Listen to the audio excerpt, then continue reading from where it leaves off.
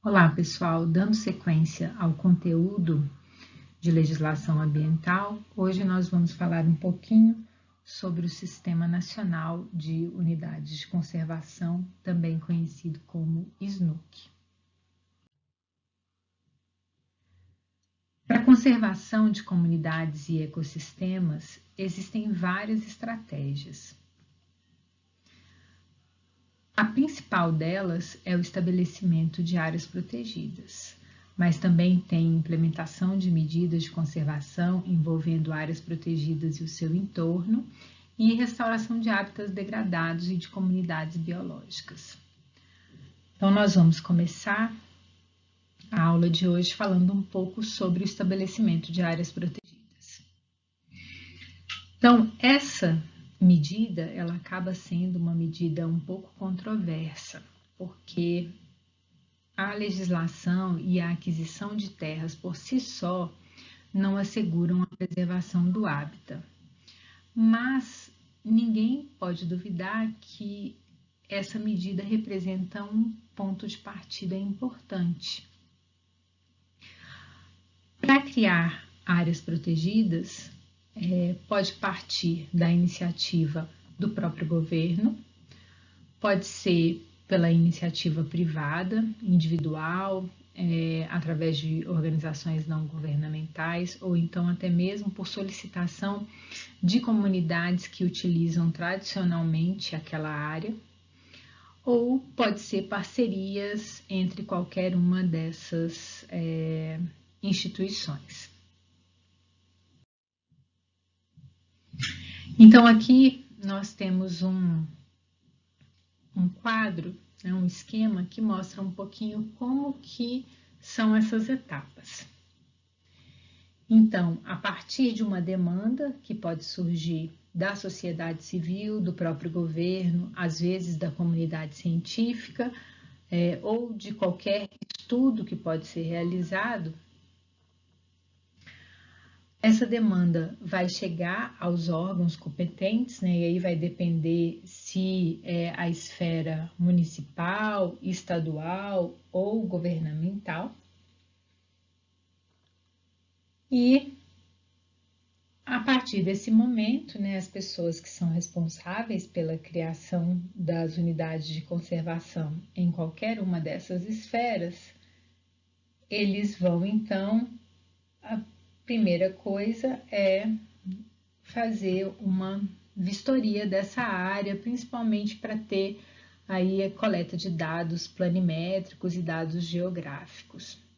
A partir daí, pode-se passar então para levantamento dos dados propriamente ditos. Esses dados, eles incluem os dados biológicos, né, ou seja, quais são as espécies de fauna e flora que ocorrem nessa área, qual é a importância delas, os dados socioeconômicos daquela região e principalmente a situação fundiária, ou seja, a quem pertence essa terra, né, que estão querendo transformar numa unidade de conservação, né, que estão querendo proteger. A partir então desse levantamento é que vai se estabelecer os limites que essa área deve ter. Então esses limites eles vão considerar esses dados que foram coletados anteriormente aqui e também todas as outras bases cartográficas, como a fitofisionomia, a hidrografia, o mapa de uso do solo, a altimetria, a malha viária e a existência de outras áreas protegidas no entorno. Então, com tudo isso pronto, feito, né, essa demanda ela vai então ser encaminhada para os órgãos públicos para uma etapa que é uma etapa consultiva. Esses órgãos, eles vão, então, realizar consultas públicas, principalmente envolvendo a população local, né, para ver se elas aceitam ou não aceitam. Caso esteja tudo ok com essa proposta, é encaminhado, então, ao chefe do Poder Executivo.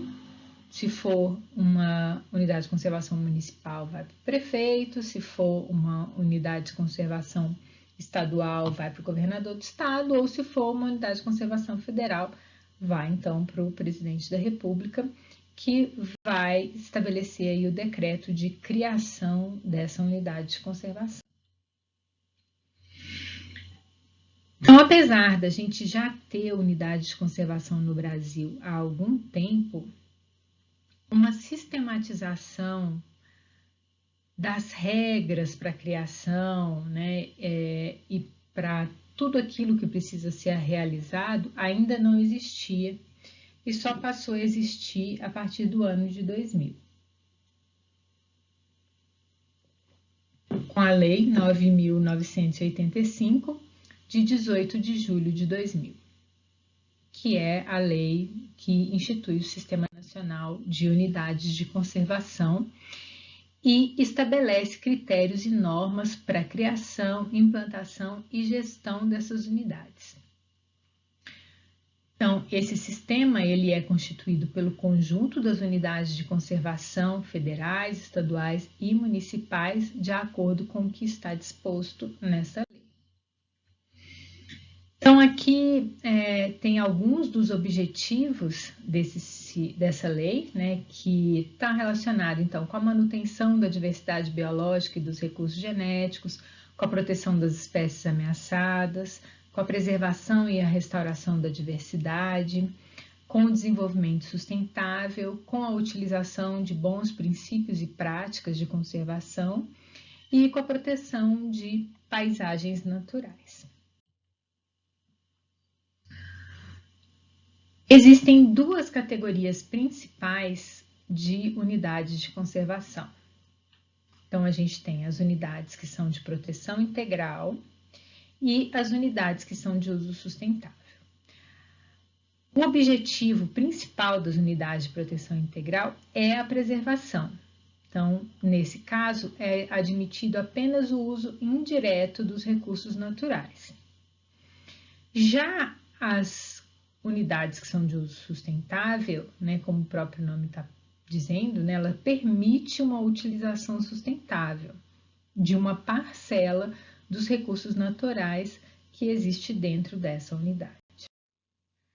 Aqui nós temos os diferentes tipos de unidade de conservação que podem existir dentro de cada uma dessas categorias. Então, nas unidades de proteção integral, nós temos a estação ecológica, a reserva biológica, os parques, né, que podem ser nacional, estadual ou municipal, os monumentos naturais e o refúgio de vida silvestre. Já nas unidades que são de uso sustentável, eu tenho as áreas de proteção ambiental, né, conhecidas como APAs, as áreas de relevante interesse ecológico, a floresta nacional ou estadual ou municipal aqui também, as reservas extrativistas, as reservas de fauna, as reservas de desenvolvimento sustentável e também as reservas particulares do patrimônio natural, que são as RPPNs, né, que são reservas privadas que pertencem a pessoas.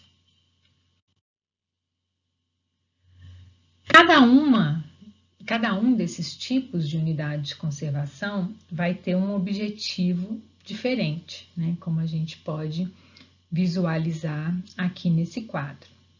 Aqui as unidades que são de proteção integral e aqui as unidades que são de uso sustentável.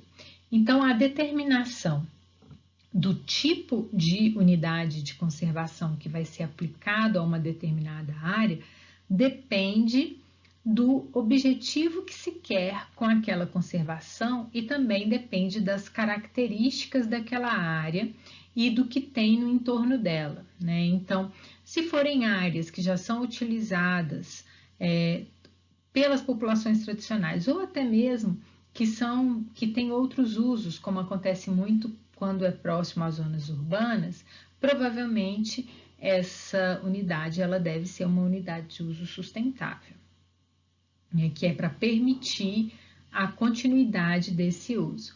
Agora, se é uma área melhor preservada, né, que tem pouco uso conhecido e que o que importa realmente é a proteção das espécies e dos ecossistemas que vivem naquele local, aí é melhor que seja algum dos tipos de unidades de proteção integral. Aqui nesse quadro, a gente consegue ver aqui alguns tipos de unidades de conservação e aqui nessas letras nós temos alguns tipos de interferência, que são essas que constam aqui do lado. Então, à medida que a gente caminha nesse quadro de baixo para cima, a gente tem cada vez mais restrições ao uso, dependendo do tipo de unidade. E aqui, à medida que a gente caminha, né, nesse sentido, a gente também altera o nível de interferência dentro daquela unidade. Então, por exemplo, as reservas biológicas, elas permitem apenas a pesquisa básica e educação ambiental. Então, são as únicas atividades que são permitidas em reservas biológicas. Então, essa é a categoria mais restritiva com relação ao uso. Depois, a gente tem aqui as estações ecológicas, que já permitem, além da pesquisa básica e da educação ambiental, também permite pesquisa experimental. Em seguida, vem os parques, né, que permitem, além dessas que a gente já mencionou, permitem visita contemplativa ou de lazer. E a mesma coisa acontece aqui com as reservas com refúgio de vida silvestre ou com os monumentos naturais. Essas aqui todas são unidades de proteção integral. Aí depois vem as que são de uso sustentável, que são menos restritivas ao uso, né? Sendo que as menos restritivas são as áreas de proteção ambiental e as áreas de relevante interesse ecológico, onde tudo é permitido.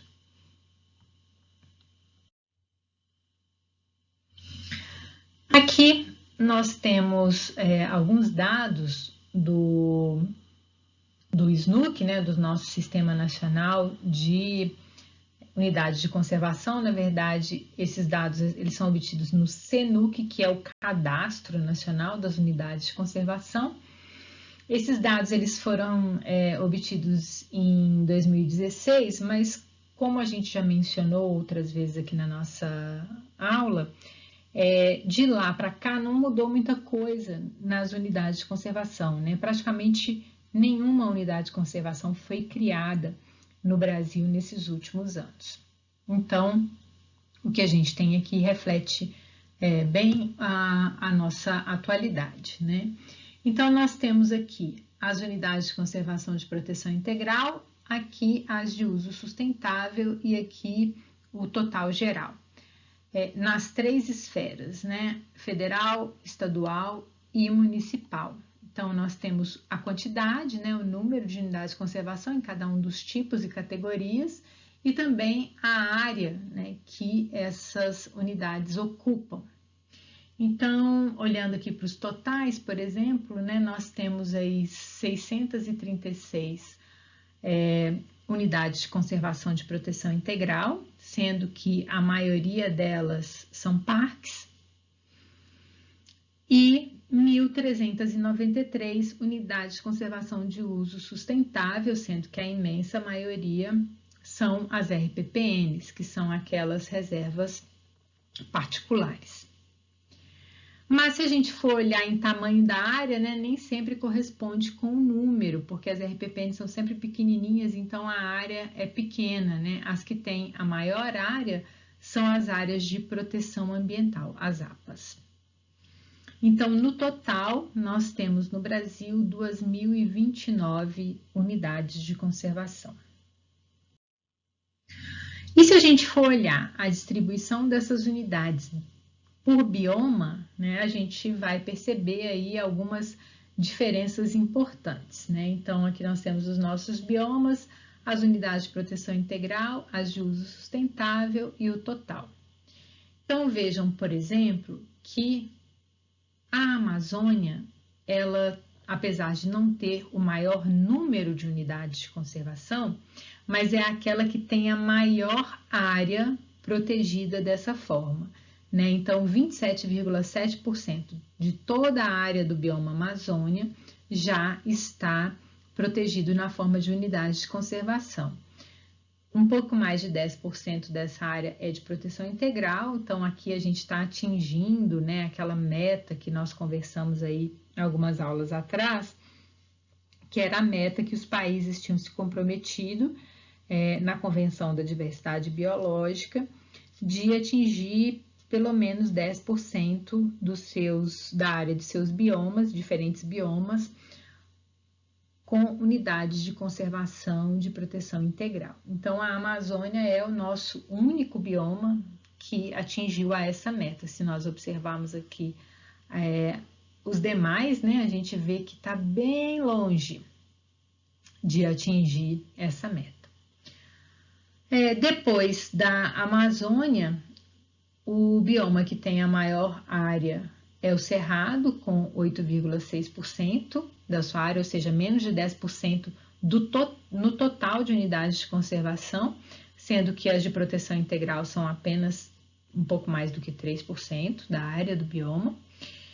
E, na verdade, antes do Cerrado tinha a Mata Atlântica, né, que tem 10% aqui de proteção, só que, se a gente for olhar a proteção integral, são só 2,5%. Depois do Cerrado, então, vem a Caatinga, o Pantanal e, por último, o Pampa, né, que é o nosso bioma menos protegido, com apenas 2,7% da sua área, sendo que apenas 0,4% é de unidades de proteção integral. Se a gente for olhar por número, por quantidade, né, de unidades, a Mata Atlântica ganha disparado, né? A Mata Atlântica tem 376 unidades de conservação de proteção integral e 1.135 de uso, 759 de uso sustentável, sendo 1.135 unidades de conservação no total. Mas a área, né, se a gente for comparar, a área que está sendo conservada, ela ainda é menor, né, do que a área de outros biomas, principalmente se a gente for considerar a área da Amazônia, por exemplo. Né? Isso porque, apesar de ter esse número tão grande de unidades, todas as unidades da Mata Atlântica são muito pequenininhas, porque foram aqueles poucos fragmentos, né, que restaram do bioma, que foram preservados, então, na forma de unidades de conservação. E aqui a gente consegue visualizar como que essas unidades elas estão distribuídas, né? Então dá para perceber bem, né? Tudo que é verde são as unidades de conservação. Então a gente percebe bem como que a Amazônia está bem protegida aqui, né? Com essas unidades. O que a gente não consegue perceber nos demais biomas, né? Difícil de ver aqui, se a gente for olhar na Mata Atlântica é um monte de pontinhos, né? Que estão distribuídos, então a gente tem pouca coisa aí. No Cerrado a gente consegue ver algumas unidades de tamanho um pouco maior, não apenas aquelas pequenininhas. O que está aparecendo aqui de amarelo são terras indígenas que também auxiliam na proteção da Amazônia, né? Então, juntamente com as unidades de conservação, as terras indígenas elas ajudam nessa proteção. E o que está aqui de marrom são os assentamentos rurais, né, que tem aí alguns também de grande porte, que estão espalhados principalmente na Amazônia. E esse aqui é o mapa ambiental do Distrito Federal, né? O Distrito Federal, ele é uma das unidades, né, da federação que mais tem unidades de conservação. Então, tem grandes unidades aqui. Tudo que vocês estão vendo de outras cores são unidades de conservação de diferentes tipos. Então, por exemplo, nós temos aqui nessa área bem grande aqui e verde, é o Parque Nacional, né, onde fica a água mineral. E tem aqui a barragem de Santa Maria, né, que é uma área importante. Aqui a Estação Ecológica de Águas Emendadas, né, que tem essa forma de um losango. Esse conjunto aqui todo de unidades de conservação, ele é o que a gente chama, está dentro de uma área grande que é chamada de APA Gama Cabeça de Veado, é aqui dentro onde está o Jardim Botânico, a reserva do IBGE, tem algumas áreas do Exército, né, que são áreas protegidas, que estão ali próximos ao aeroporto. São várias áreas importantes por aqui. Essas áreas verdinhas são parques distritais, né, a maioria delas. Aqui, essa área aqui é a nossa unidade de conservação do colégio, né, que era o Parque Ambiental Colégio Agrícola de Brasília, né, mas que agora parece que vai receber uma nova denominação. Então, essa aqui é a do Campus Planaltina, né, essa que se localiza aqui. Então, aqui aparecem não apenas as unidades de conservação que são distritais, mas também aparecem as que são federais, né? Por exemplo, o Parque Nacional é uma unidade de conservação federal, tá? Assim como é também essa área aqui, que é uma reserva biológica, tá? É a Reserva Biológica da Contagem, que também é uma área federal.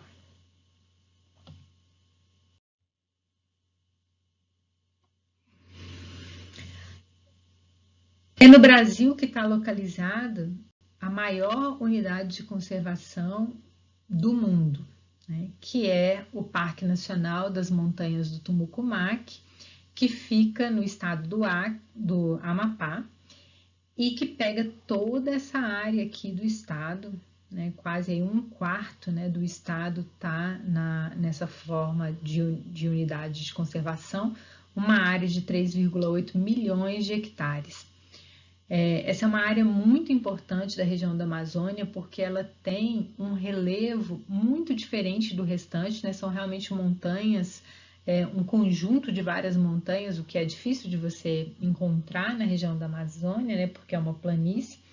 E por ser uma área com relevo tão distinto, ela também vai apresentar uma vegetação, uma diversidade, né, de fitofisionomias bem diferente das demais áreas.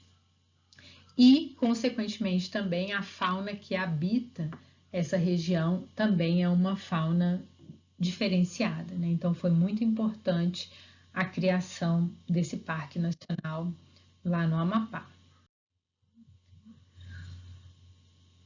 Com a criação, né, da lei do SNUC, foi disponibilizado, então, aos órgãos gestores 3 instrumentos de gestão territorial. Os corredores ecológicos, que estão previstos nessa lei, né? Os mosaicos, que são conjuntos de unidades de conservação que são geridos pelos mesmos gestores, né? Então, é uma gestão compartilhada e bem planejada. E as reservas da biosfera, que também reúnem conjuntos de unidades de conservação.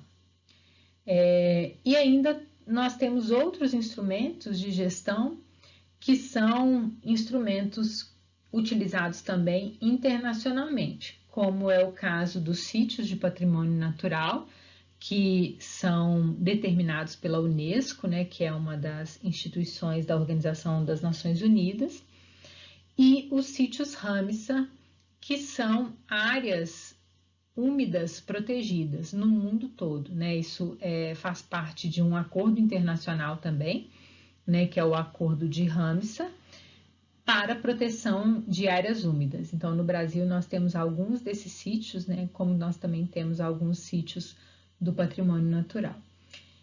E o principal instrumento de gestão das unidades de conservação é o plano de manejo.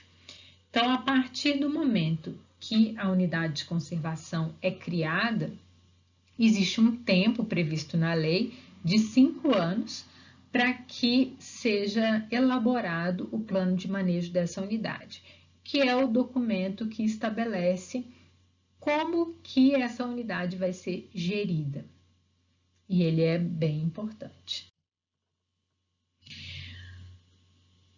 Existem alguns estudos, né, que medem aí o grau de implementação e vulnerabilidade das unidades de conservação principalmente tomando como base os planos de manejo dessas unidades, ou até mesmo a existência ou o início da implementação desses planos de manejo. Então, em um desses estudos que foi feito pela ONG WWF, eles avaliaram 246 unidades de conservação e dessas, apenas 32 apresentaram alta efetividade de gestão. Uma parcela significativa apresentou uma efetividade média e a maioria apresentou uma efetividade baixa.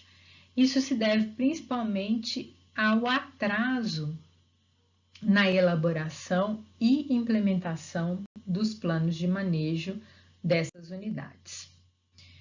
Bom, apesar de tudo isso, apesar de muitas vezes, o que eles chamam de parques de papel, que eles apenas criam uma área, mas não tem nenhuma gestão efetiva daquela área, nenhuma fiscalização ou proteção, ainda existem muitos conflitos, com os moradores que moram ao redor, ou que utilizam, os empresários, as fazendas, que estão ao redor. Ainda existe uma dificuldade do poder público, de tomar conta realmente dessas unidades. Mas ainda assim, a gente consegue perceber que essa é, sem dúvida, a principal estratégia que nós temos de conservação de biodiversidade atualmente. Então, aqui nessa imagem, que é uma interpretação de uma imagem de satélite, nós conseguimos ver uma situação que existia em 1973, ou seja, aí, há quase 50 anos atrás, na região sudoeste do estado de Goiás, onde fica hoje o Parque Nacional de Emas. Então, o que a gente consegue visualizar aqui, nessa área com essa cor verde mais clara, é uma área de campo de cerrado que antes era muito abundante nessa região e campo de cerrado é uma fitofisionomia frágil, é rara também e que abriga espécies, uma grande quantidade de espécies endêmicas. A gente tem aqui nessa cor verde um pouco mais escura as áreas de cerrado e no verde mais escuro ainda, como essas daqui, a gente tem áreas de mata, que são principalmente matas de galeria que estão aí no entorno de corpos d'água e nascentes. E essa área laranja são áreas já modificadas pelo homem, áreas antropizadas, que foram desmatadas, provavelmente para implementação de pastagens, porque essas áreas que são áreas de campo, elas são áreas boas para implementar pastagem, ou então para outros tipos de cultivo. Então, era assim em 1973. Em 1989, essa era a situação dessa área. E com muito medo, que essa área de campo de cerrado fosse extinta nessa região, porque ela estava sendo intensivamente explorada, principalmente depois que começou aqui a ocupação da região centro-oeste do Brasil, com a inauguração da capital em Brasília. Então, nós começamos a ver aí uma mudança drástica na paisagem. E foi nesse momento, então, que foi criado o Parque Nacional de Emas, que deve dar para vocês imaginarem, que está relacionado com essa área aqui, que está um pouco mais íntegra aqui na região. E no ano de 2001, essa já era a situação desta área, Então, aqui a gente vê que o que sobrou foi o parque, a área do parque ficou aqui ainda protegida e íntegra, e as matas, porque elas protegem os cursos d'água, e os fazendeiros não são bestas de tirarem essas matas e ficarem sem água. Então, o que a gente consegue perceber aqui ainda de vegetação nativa, seja de mata de cerrado ou até mesmo as áreas remanescentes de campo, elas estão relacionadas com os cursos d'água, né? Elas foram preservadas por causa disso.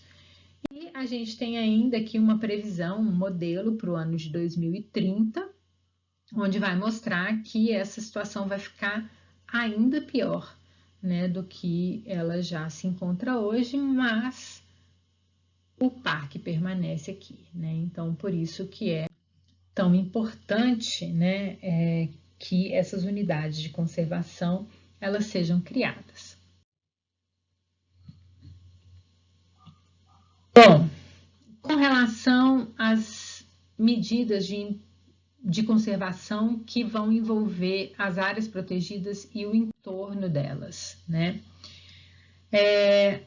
Algumas dessas áreas, né, principalmente as mais antigas, elas tinham apenas uma gestão e um manejo individual, né, isolado. Então, hoje em dia, sabe-se da importância de manejar integralmente essas áreas, né, porque você tem fluxo de espécies, principalmente entre elas, e elas acabam funcionando, né, como fornecedoras de novos indivíduos umas para as outras. Então, é muito importante que essas áreas elas sejam manejadas na forma de mosaicos de unidades de conservação. Outra estratégia importante é a manutenção de corredores ecológicos, né, que vão funcionar aí como pontes entre uma área protegida e outra, né? E isso acontece, isso é importante, né, principalmente porque o comportamento das diferentes espécies que acontece dentro de cada uma dessas áreas é diferente, né? Algumas espécies elas conseguem tranquilamente passar, aqui nesse caso, por exemplo, por uma área de floresta plantada. Vamos supor aqui uma plantação de eucaliptos. Outras conseguem até mesmo passar por áreas de cultura anual, né, ou de pastagem. Mas algumas elas só conseguem, né, se movimentar se for dentro do seu hábitat nativo, né, dentro do seu hábitat natural. Então, por isso, é muito importante a manutenção dos corredores ecológicos. E eles estão previstos, né, dentro da lei do SNUC, e aí eles são determinados como áreas planejadas com o intuito de reconectar remanescentes de hábitat e proporcionar o livre trânsito de animais e sementes de espécies vegetais, aumentando a cobertura e garantindo a conservação dos recursos naturais e da biodiversidade dos ecossistemas. Então, existem várias estratégias diferentes de implementação de corredores ecológicos que podem envolver diferentes tipos de áreas, como essas que estão mencionadas aqui. Só que às vezes, né, a gente se encontra numa situação que estabelecer esses corredores ecológicos nem sempre é fácil ou possível, né? Aqui, por exemplo, nós temos uma imagem do Distrito Federal, né, que está o plano piloto, e a gente vê que as nossas alternativas para a implementação de corredores ecológicos não são muitas, mas a gente ainda tem, né? Dá para a gente perceber aqui, principalmente relacionado aos cursos d'água, né? Que nós conseguimos aí ter algumas áreas conectadas, né? Mas infelizmente isso não é possível em toda a área do Distrito Federal e muito menos em toda a área do Brasil. Então, existem algumas estratégias já estabelecidas, né? O próprio Ministério do Meio Ambiente, ele tem um planejamento de implementação de pelo menos 15 grandes corredores ecológicos, que são esses que estão desenhados aqui, nesses polígonos que vocês estão vendo aqui, ó, são os corredores ecológicos que são planejados. Esses corredores, eles pretendem, né, conectar mais de 200 unidades de conservação, principalmente as que são de proteção integral, né, mas também conectar outras áreas protegidas, como aquelas que são de uso sustentável e terras indígenas. Então, o critério que é utilizado para delimitar essas áreas é a integridade da paisagem nesses locais, a riqueza de espécies e o endemismo, e a diversidade de comunidades e ecossistemas que existem aí, além de ser necessário algum potencial de conectividade, né? Então, aqui tem um dos exemplos dessas áreas que são planejadas, que é o corredor do Cerrado Pantanal, que é essa área que dá para a gente visualizar aqui no mapa, que vai unir, então, aí diferentes unidades de conservação, como, por exemplo, aquele que a gente acabou de mencionar, né, o Parque Nacional de Emas, com, por exemplo, o Parque Nacional da Serra da Bodoquena, o Parque Estadual do Pantanal do Rio Negro, o Parque Nacional do Pantanal, né, e outras áreas importantes. Então, para essa estratégia dos corredores ecológicos, é necessário que pessoas estejam envolvidas e trabalhem, né, em prol dessa conexão. Então, principalmente as populações tradicionais e povos indígenas que vivem nessas áreas, mas também os próprios proprietários e empresários que estejam interessados em crescimento sustentável, além das agências governamentais, ONGs, os comitês de bacia. Então, essas áreas elas foram pensadas principalmente para proteger áreas onde você tem um maior número de espécies ameaçadas e endêmicas, né? Ou seja, aquelas que só ocorrem nessa região. Aqui, por exemplo, tem alguns estudos que mostram centros de endemismo de espécies de aves na Mata Atlântica, e esses centros eles coincidem com as áreas que foram pensadas para os corredores da Mata Atlântica. Então, nós temos 3 corredores, todos esses 3 já foram implementados, tá? Eles existem de verdade, então não estão só no planejamento, né? Então, nós temos aqui o corredor da Serra do Mar, aqui o corredor central da Mata Atlântica e o corredor do Nordeste. Então, são áreas que já foram, né? São estratégias que já foram implementadas. E o processo de planejamento e implementação de um corredor de biodiversidade é muito parecido com o processo de criação das unidades de conservação, né? Então, primeiro são definidos os alvos de conservação, incluindo aí as unidades que se pretende conectar, né? E quais são as espécies que poderiam ser contempladas nessa estratégia. E também é avaliado principalmente as oportunidades e ameaças que aquela região oferece. Então, é feita uma avaliação da biodiversidade, uma avaliação socioeconômica, avaliação de políticas e de governança e avaliação institucional.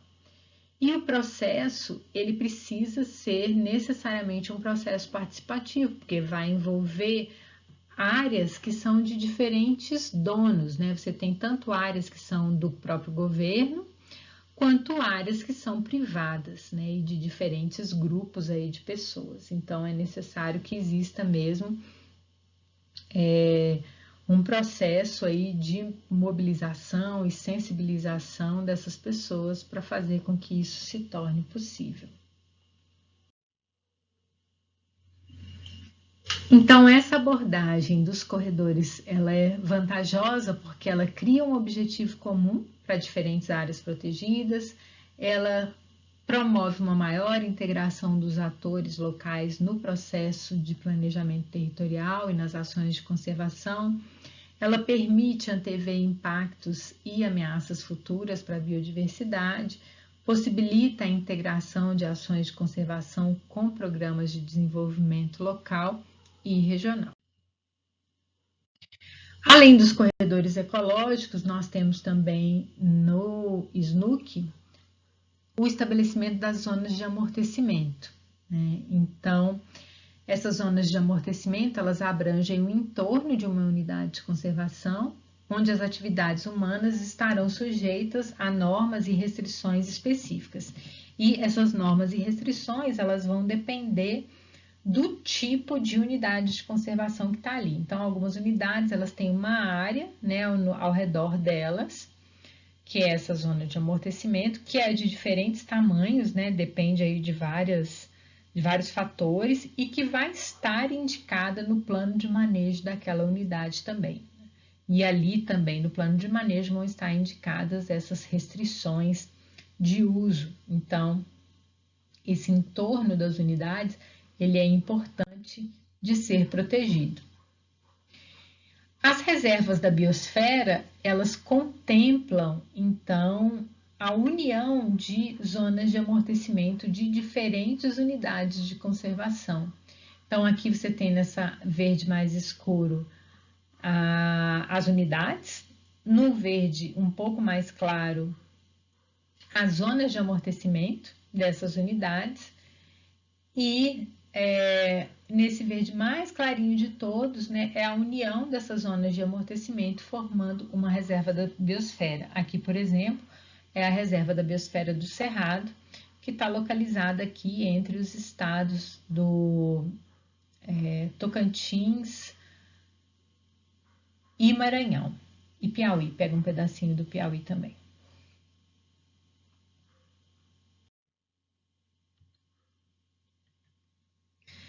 Então, essas estratégias que a gente mencionou antes, né, elas são estratégias muito focadas em comunidades e ecossistemas, mas é importante, né, ter em vista ainda aquelas estratégias que são voltadas para as espécies, porque elas ajudam nessas estratégias que são voltadas para comunidades.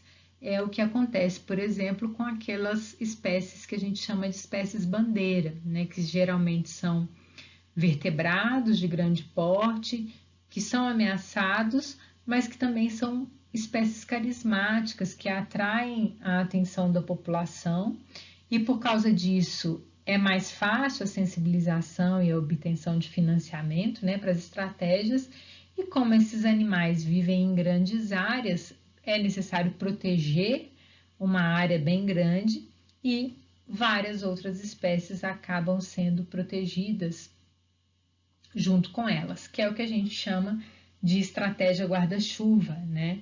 Porque a conservação de uma espécie ela acaba determinando também a conservação de toda a comunidade que ocupa a mesma região que ela ocorre.